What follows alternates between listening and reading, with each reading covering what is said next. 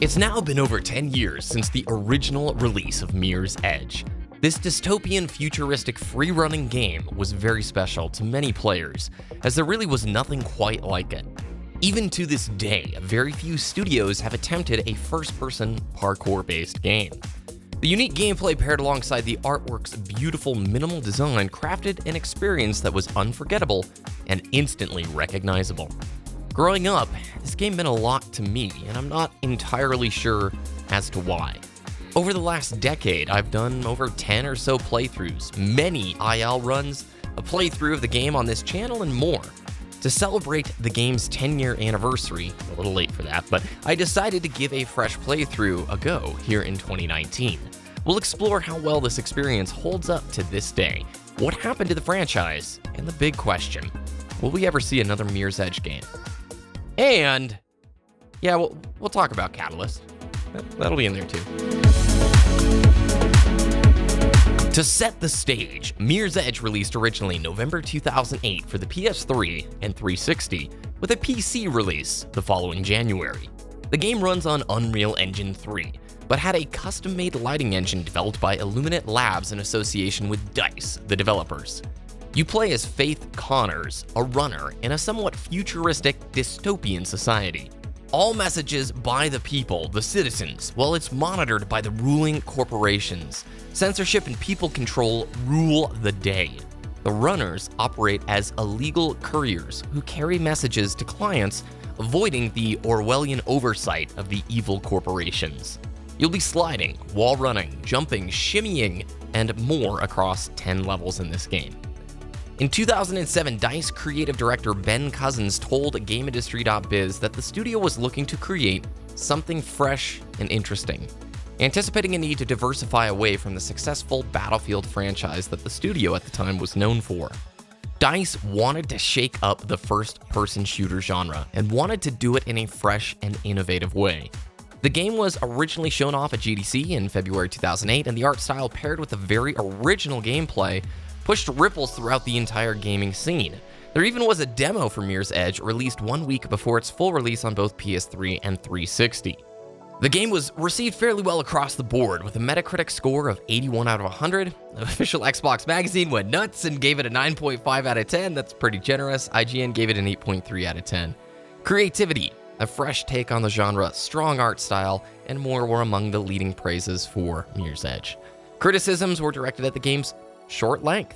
Seriously, you can wrap up even a casual first-time playthrough in under 4 hours. Additionally, for a game so rooted in finding a flow, some of the designs from level to level can feel very disjointed, as puzzle segments can radically slow down the action, or the forced fights can expose one of the game's weakest elements, the combat. This is important to remember as it plays into Mirror's Edge Catalyst big time. The developers originally were projecting a total sales count of 3 million worldwide. However, the game fell pretty far short of this goal. 14 months after the game had been out, EA reported just over 1 million in sales. In 2013, EA revealed that the game had sold about 2.5 million. While a respectable number, it's fairly low considering it being on 3 platforms and having fairly strong critical reception, so even after many years, it didn't hit their targets. A lot of fans for years thought that the enigma that was Mirror's Edge was going to be a one and done, even though DICE took a creative risk and developed a super unique and fresh take on the FPS scene, especially during a time when COD and Halo 3 were exploding in popularity, right? This was a risk at a time where gun-based FPS games were like the total focus. The numbers just weren't really what most of us thought or hoped they would be for Mirror's Edge. So then, how does the game hold up in 2019? Well, it's still a really fun and unique experience, but it has issues, and age has not been super graceful to those issues. Playing through the game for my upteenth time revealed that Mirror's Edge's art style has aged very gracefully. Unfortunately, the PC port isn't the greatest, so you have to manually bind FOV changes to your numpad and then update it at the start of every level. Sometimes, if the FOV is set past a certain point, it completely breaks the lighting effects. However, on a Steam sale, I can't recommend picking this game up highly enough. The levels are fun and offer a ridiculous amount of different ways to approach most sequences. It feels a little bit like picking up a copy of Skate 2 or a similar title. You're really given a lot of freedom of how you approach scenarios. The more you play the game, the more of a flow you can get into. Nailing a solid playthrough of a level feels just like stomping the perfect run, no pun intended. Solar Field's music, the guy who did the composing for this game and Catalyst, it's a serious treat. Now, I can't use any of it in this video as they instantly will get copyright hit, but the vibe he strikes in each level is just perfect. And honestly, I think that's what most people recognize, just kind of like Portal. A lot of people know that song. Instantly, if you hear the Mirror's Edge Still Alive tune, most people can trace it right back to ME. The story is ultra corny and paced poorly, but somehow it becomes kind of endearing after like 3 or 4 playthroughs. Kind of like, you know, that good, bad movie you and your friends like watching. All right, Mirror's Edge is no Sharknado 2, guys, but it has its charming, campy cheeseball moments. Head toward the building with the big stupid dog symbol. Loading bay should be a way in.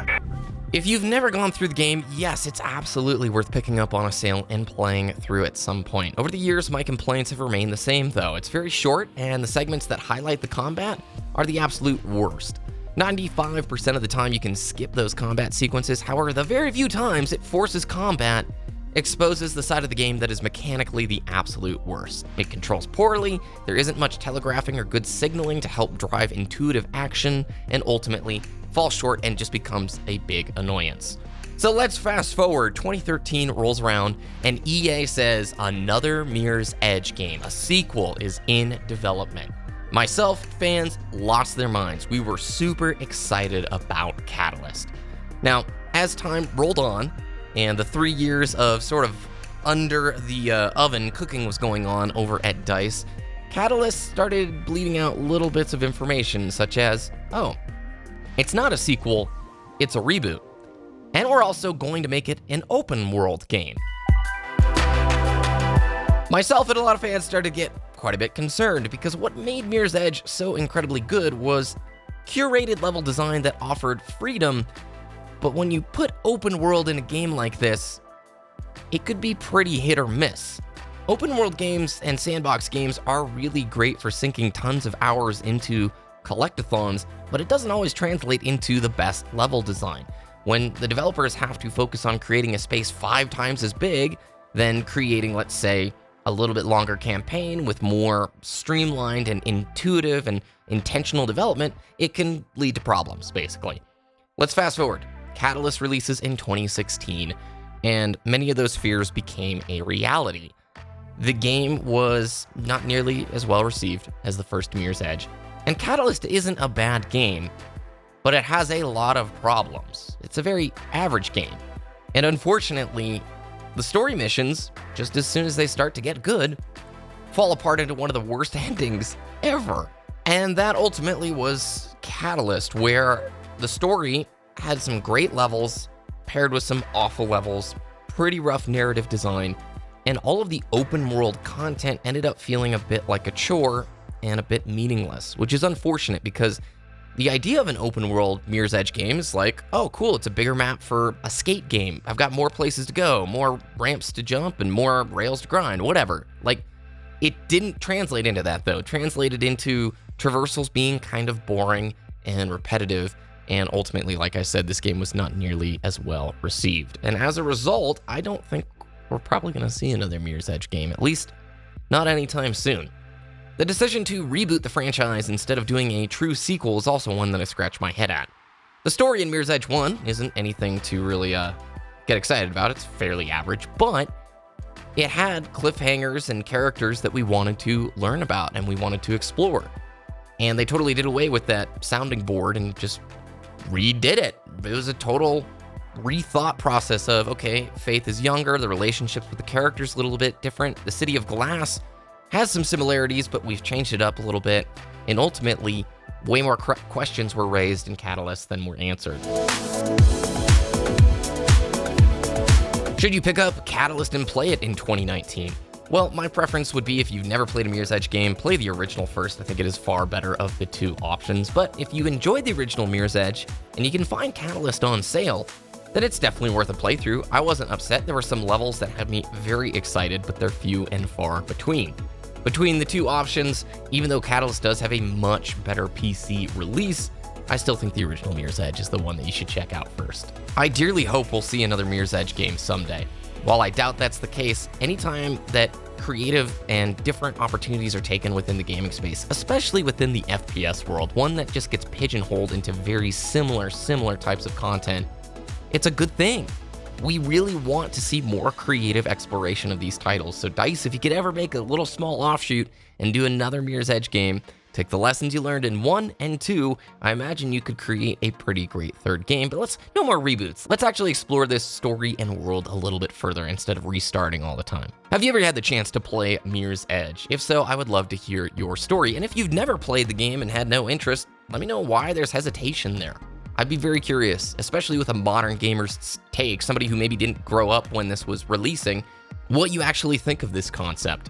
Thanks for watching the video. If you enjoyed, please subscribe for more and hit the little alarm bell. Sub boxes are a total gamble, very inconsistent. Follow me over on Twitter at BBKDRAGOON. I love to talk with you guys over there.